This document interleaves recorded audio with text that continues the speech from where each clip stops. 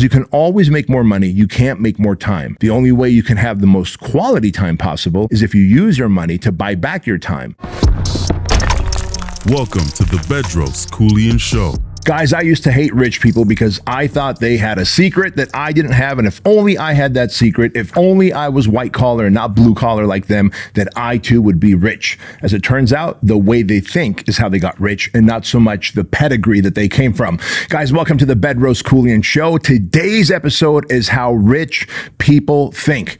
And now that I'm rich, now that I've got everything that I desire in life, and I'm very grateful for that, I want to pass along to you how rich people think, because I come from being broke. I come from living in Section 8 housing. I come from being a foreigner to this country. I was as blue collar as they came.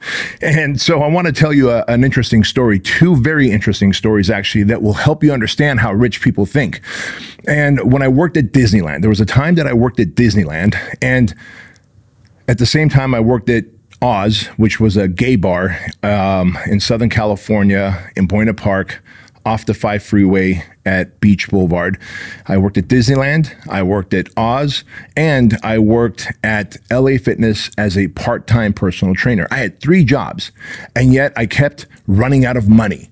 And I couldn't figure out how to acquire enough money to be able to actually pay my bills, let alone be rich, right? And I remember thinking, man, I'm getting taxed on everything I buy. I'm getting taxed on my income. I'm getting taxed on something that I sell. And it's like everything's being taxed in my life, between the taxing and then between trading my time for dollars, because everything I did as a personal trainer, one-on-one, I was trading time for dollars. As a bouncer at a gay bar, I was trading time for dollars. And as a busboy and then ultimately a fry cook and dinner cook at Disneyland at Carnation Cafe, I was trading time for dollars. Like, I ran out of time. It's like I had a small window of time to sleep and then maybe get a 45-minute workout in the afternoon, and then I'd have to go to work and then boom, boom, boom, hit all those things, right? So I realized very quickly that when I would see the managers come through Disneyland, especially on Main Street restaurants, like they were doing well for themselves. We heard that they were making 6 figures, and we're talking like this is the late 90s, right? Or actually mid 90s, not late 90s. So think 94, 95, 96. They're making 6 figures. So let's say 100,000, 120,000 a year. The managers that run the departments. I was like, man, they're dressed in suits. They're dressed in like nice dresses, nice clothes.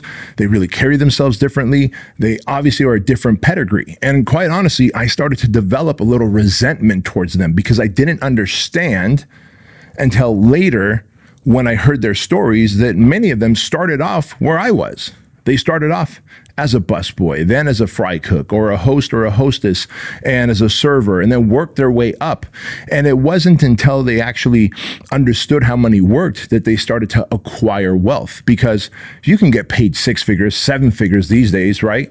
And you could lose that money by way of outspending what you're making. I know plenty of rich people, and I put that in quotes, because while they are making multiple 6 figures, even 7 figures in sales and revenue, and they're taking home, let's say $300,000-$400,000 a year, their spending habits are keeping them in debt. They are leveraged, and they have debt. They are always trying to make that next sale, and they don't have that peace of mind that you would think a rich person would have, because they are not rich. What they have is a good income, but their spending habits exceed their income. And this happens at the $100,000 level, 6-figure level, 7-figure level, 8-figure level. I've seen it happen everywhere. And quite frankly, I was guilty of this when I was new money, and I started discovering new money about 15, 16 years ago. I was spending out of my ability to earn. And a great example of that is in the early stages of Fit Body Boot Camp, man, I bought a BMW 1M, which was a 1-year run, right? It was a 2011 BMW 1M. It was just this 1-year run, and that was it, limited quantity. I had a Nissan GTR, and then I had a Yukon Denali, right? I had 3 vehicles, but all of them I was paying payments on. Not that they should have all been paid for, right? Because if the interest rate is low, you're better off, leveraging that, getting credit. But my interest rate was low. But if you added the payments for all 3, like There was no way I was able to do that, plus keep the operational cost of a brand new business at the time, Fit Body Bootcamp, plus my payroll, plus pay my taxes, right? Corporate taxes and personal taxes. And quite honestly, there was a time, and I talk about it in my book, Man Up, where I had to have a fire sale for those two cars, the BMW and the Nissan GTR. And it was the most heartbreaking thing ever because my son and I would take that Nissan GTR out, 3-4 times a week on the highway back here. And we would zoom up and down the road. Like my son at the time, Andrew's 19 now, but back then he was, 6-7 years old, maybe even as low as 5 years old. And dude, we would have so much fun. And he'd flip the 3 switches up to race mode, and then he'd say, "Gun it, daddy." And I would gun it. And when the Nissan GTR, an all-wheel drive car, spins out, like, you had a perfect launch, and we're just like hauling down the highway, having a good time. He's laughing and giggling. And then all of a sudden one day I had to tell him, "Son, I'm sorry, we're selling this car," right? And it was a heartbreaking thing. And that's because I was making good money. That time I was already my company was making about $2 million a year. My personal income was probably about $250,000, right? $250,000 a year. But we had just bought a new house. And I've got 3 cars because I want to be flashy. I bought some watches. Shit, I don't even wear watches now, right? I've just never been into watches, but I thought that was the thing to do because the status and to show people that I made it. And this is even before Instagram and social media ever really popped off, right? But it's the stupid ways that we spend. So all that to tell you, between the taxes and my poor spending habits, and obviously I'm committed to the idea that the government does not educate us through the school system, through the universities. They don't educate our parents, so our parents don't know how to educate us and make us financially intelligent. So what happens? You grow up dumb. The government wants you to grow up dumb. They want you to stay broke. They want you to be dependent because the opposition, who is big government, and they are funded by the pharmaceutical companies, right? They are funded by the military industrial complex. They are funded by the big giant food conglomerates. They're constantly lobbying the government to keep you dumb, uneducated, broke, sick, tired, fat. Because if you are, then you're going to constantly seek out the government's assistance. This is how the government gets bigger. When we're constantly dependent on the government, the system, this is how they get bigger. So why do they have any interest in making you smart and creating financial intelligence with the generations to come and teaching you how to stay healthy? No, they need you to be dumb, broke, and dependent on them. So even the government doesn't want you to be in debt or to be profitable. They want you in debt. So if you all of a sudden started making so much money and learned how to invest and create multiple income streams and all the things I'm going to talk about here in a minute, bro, what is the point then? You are eventually going to retire early, and now you're not paying into the government. You're not paying your taxes. And if you're smart, you're no longer going to start buying liabilities. You're going to start investing in assets. And if you're smart, you're not going to just do what the tax code says. You're going to figure out what the loopholes are in the tax code that are very legal and legit and real, that the rest of us take advantage of, that once I learned, I took advantage of.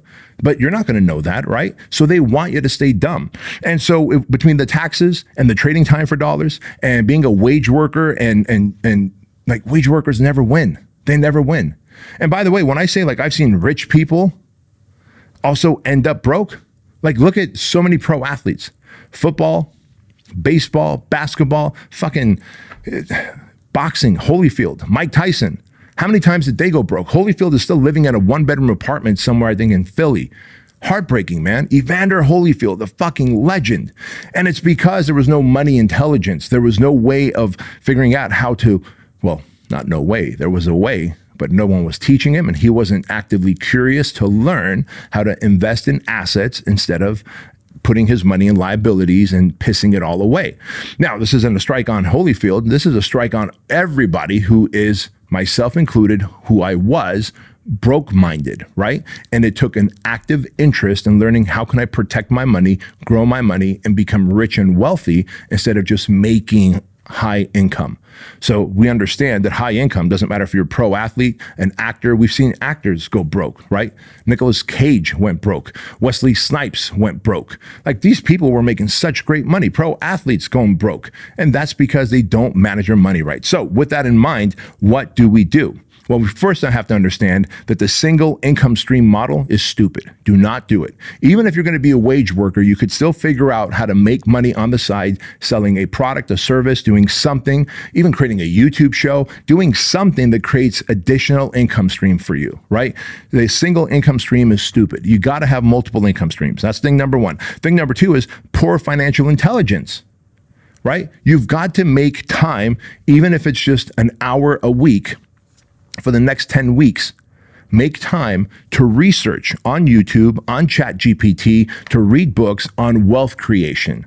Like, otherwise, you're going to stay poor. Just like the school system doesn't teach us macros, doesn't teach us how to read a nutrition label.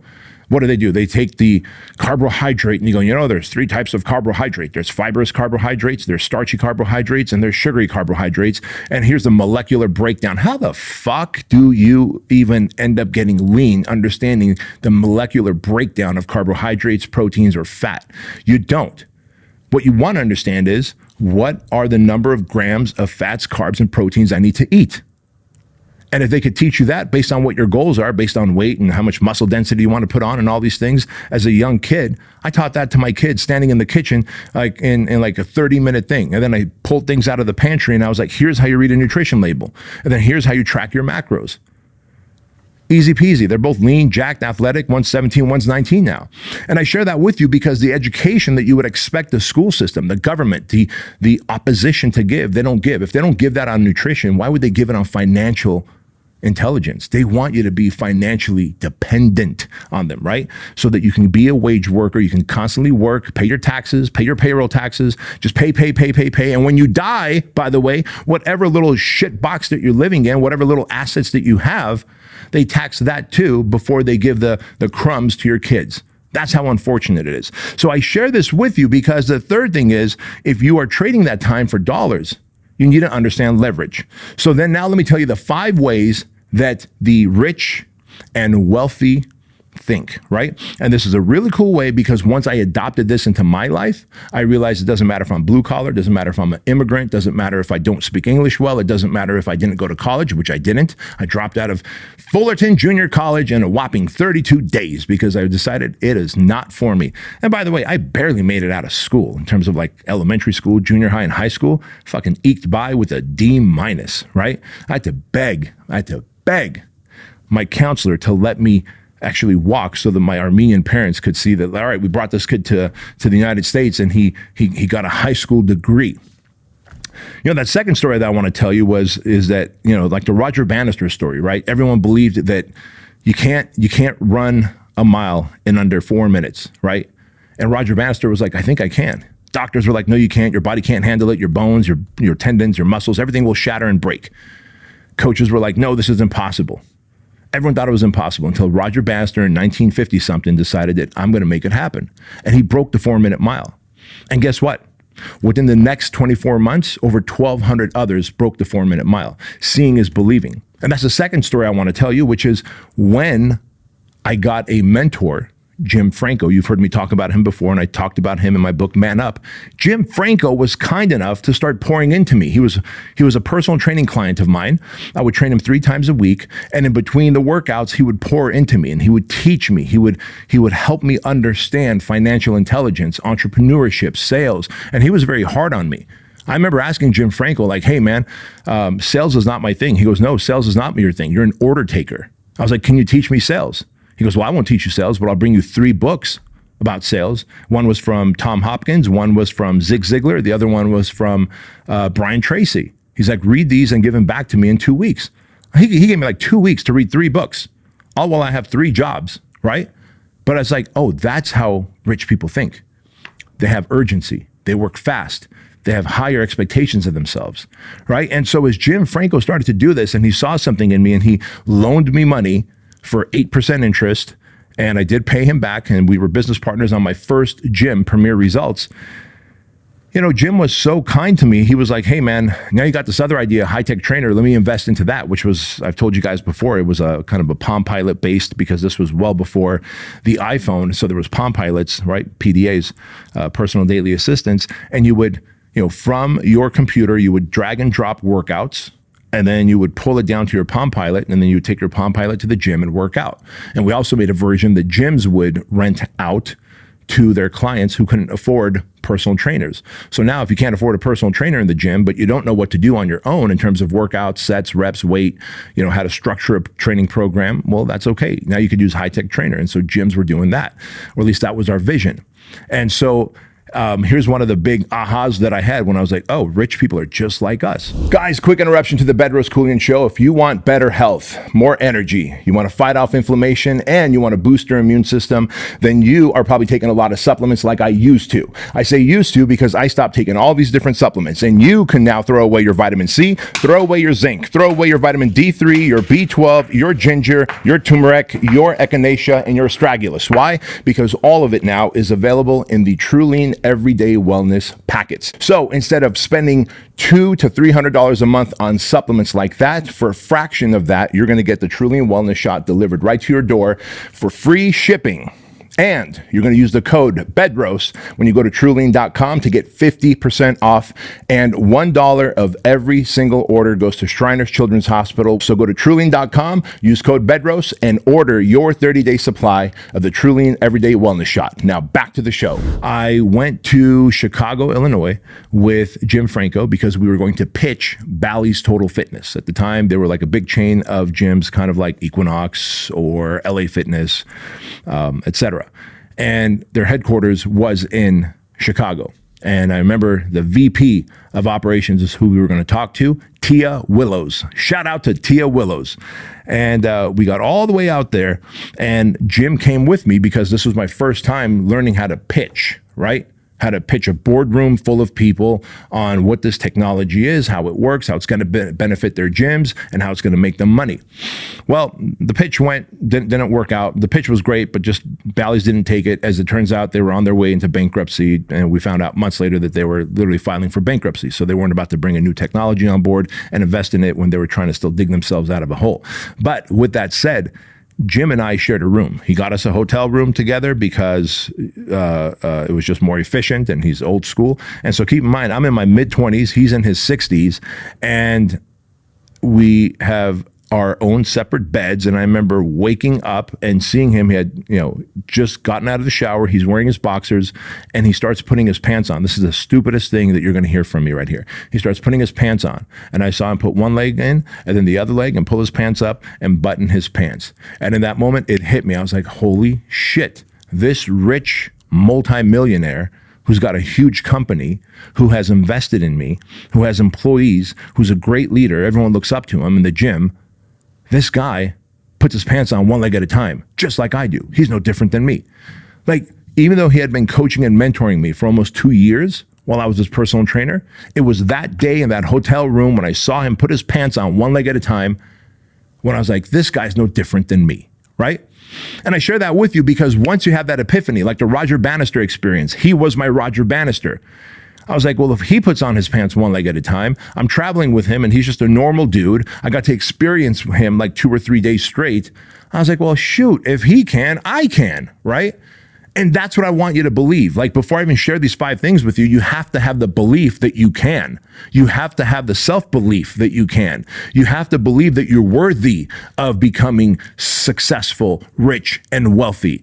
Because if your mindset is, I'm broke, I'm ghetto, I'm black, I'm Asian, I'm foreigner, it's not going to work for me because of all these reasons. I've been abused, I've been talked down to, I've been bullied. You can come up with a million reasons why you're going to stay broke and destitute and dependent on the system.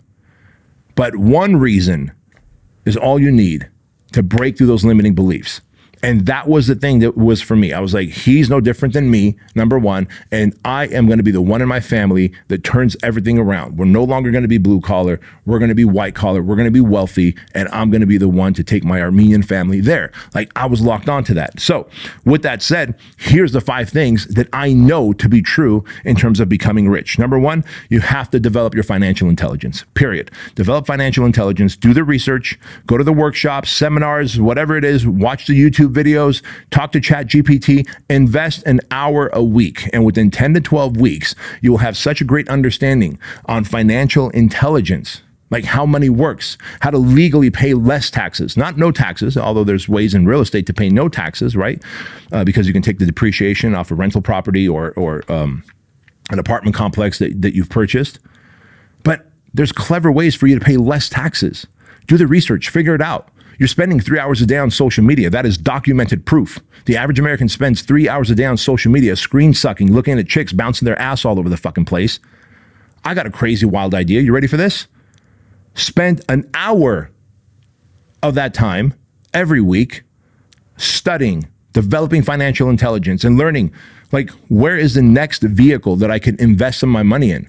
Financial intelligence means figuring out what not to spend your money on and then figuring out what to invest your money in. What vehicles? Is it rental properties? Maybe you're like, well, I don't have a down payment for a rental property. Great, you don't. But if you have 30, 40 grand, maybe you can give it to someone else who's investing in properties and you can make interest on that. And then you keep stacking that money up until one day you could buy a rental property or you can go in with them on a business, right? And if it's not rental property, maybe it's Bitcoin, right? Maybe it's cryptocurrency. Maybe it's the stock market, right? Like there's index funds out there that are crushing it, doing an average of 8 to 10% a year. Imagine if you do dollar cost averaging. Bedros, I've never heard of dollar cost averaging. Well, do the fucking research. Dollar cost averaging is every day you're putting the same amount of dollars in, right? I don't care if it's $50 a day. I don't care if it's $10 a day. It could be $5 a day that you're putting into these specific stocks, right? And if you do that over the next 20 years, the beauty of compound interest and how the stock market has never, ever gone backwards over a long period of time, over decades, you're creating a nest egg for yourself. And there's so many other ways. You can create a side hustle, but financial intelligence means that you've got to start creating multiple income streams, which is thing number 2. You've got to create multiple income streams. The days of trading time for dollars is gone. You've got to create multiple income streams. And if you can do that, by learning how to add value, solve problems, and not just by trading time for dollars like I did. Yeah, I had multiple income streams, I could say. I worked at Disneyland, I was a bouncer at a gay bar, and guess what? I was a personal trainer with like 4 clients, right? But even though those were multiple income streams, I was still trading time for dollars, right? And then thing number 3 is you've got to avoid liabilities and start investing in assets. Rich people do not buy liabilities. They simply don't. And when they buy something that looks like a liability, it's because they know how to write it off. Like when I buy my 7,000 pound truck, the Ram TRX, I know how to write it off because there's a certain weight limit that as long as you buy it and you've paid in full for it, you could write it off for your taxes, right? And so even something that looks like a liability today isn't for me. But I share this with you because broke-minded people, poor-minded people, people who outspend what they make, even if they're making great money, are always trying to flash and compete and compare to the neighbors, to the friends, to family members. They're trying to flash. What for? To what end? You're going broke. You've become a slave to the system, right? When in reality, you look at the rich and wealthy and they're like, fuck that, man. I'm not going to buy things that are going to depreciate in value. Those are liabilities. I'm going to buy things that are assets that when I buy it, it will continue to grow in revenue. And over years, my income will double, triple, quadruple, right? And so you've got to understand that assets is where you want to live. And that means you got to control your greed glands. You've got to not be emotional. You've got to be able to delay gratification. That doesn't mean that rich people don't do fun stuff. We do. Just we do it with our winnings and not with our wages. And that's a big difference. Thing number 4, I want you to leverage people and processes. Right? Like I said, if you're going to try trading time for dollars, it ain't going to work. It ain't going to work. You only have so much time and you still have to eat and shit and sleep and work out. So that ain't going to work. You have to learn how to create some kind of a side business or eventually leave the vocation that you're at. And those of you that are entrepreneurs and you're a one-man, one-woman show, it is time for you to scale and leverage. You need to leverage people and processes so that you can go on a vacation and still make money, so that you can get sick if you catch a cold or a flu. But you wouldn't catch the cold or a flu if you used the Trillium Wellness Shot. Great for your health, great for energy and mental clarity. There you go. There's my plug for that. But for real, man, like what is it going to take for you to get that you have to be able to scale beyond the one-person show? You're like, yeah, well, I hired someone once before and it didn't work out. Okay, well, you went on one date with someone and they broke your heart. It didn't work out. You're going to stay single the rest of your life? No, you probably want a spouse. You probably want a family, or maybe you got a divorce. Hey, guess what? That marriage didn't work out. That's it. You're done. Like you're never going to try and be with another person again. You're just going to roll solo throughout life.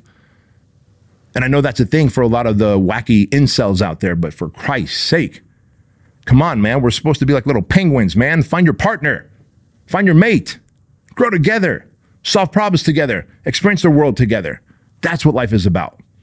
And so the only way you're going to be able to do that is if you take that idea, that business that you have, and think like, all right, how can I scale this thing? By leveraging people and processes.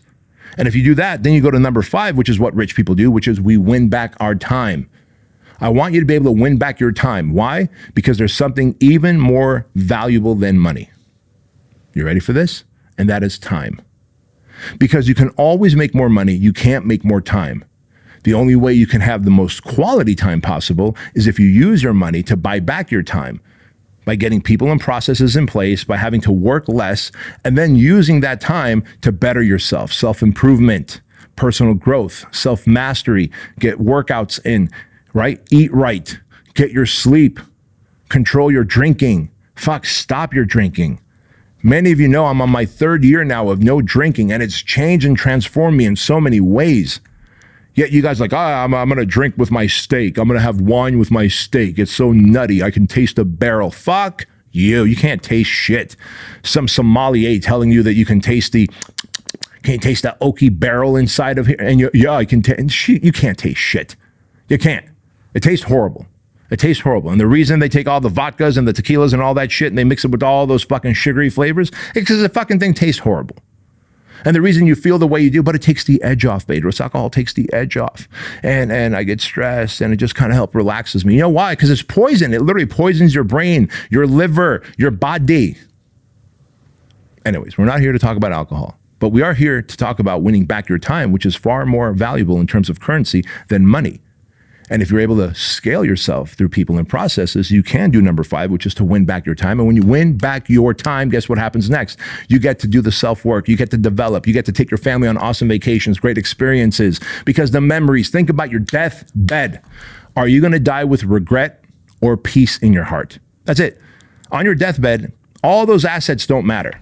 But I'm asking you to develop those assets to win your freedom.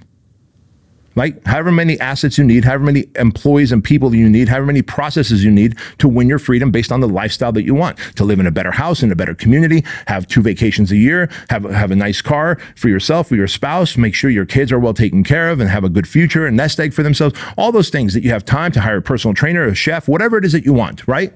Whatever the thing is that you say, I don't have time to because I have 3 jobs. Well, guess what? If you learn to do what rich people do and leverage yourself through other people and processes, now you can win back your time and you can become a better person, build a better life. You get what I'm saying? And so with that in mind, I hope you got a ton of value from this episode. If you're watching this on YouTube, I want you to subscribe. 74% of you watching this on YouTube have not subscribed. It would mean the world to me if you got any value from this, that you leave a comment. Subscribing and commenting and liking this show does something very special. It tells the algorithm, whether it's on the podcast platforms or on YouTube, that you got value from this, and it helps me reach more people with this message. Best of all, it costs you absolutely nothing. Now, by the way, if you want greater value from me on a weekly basis, every Sunday, I send out the Domination Download newsletter. You can go into the description of this episode and go to bedroskeuilian.com, and you can get the Domination Download newsletter where I talk about all things business, success, self-mastery, personal and professional. Every Sunday, brand new email newsletter comes out for free, and you get it. But until then, I want you to remember this, that average is the enemy. Success is your responsibility, and change can take place in an instant if you are willing to flip the switch. I'll see you next time.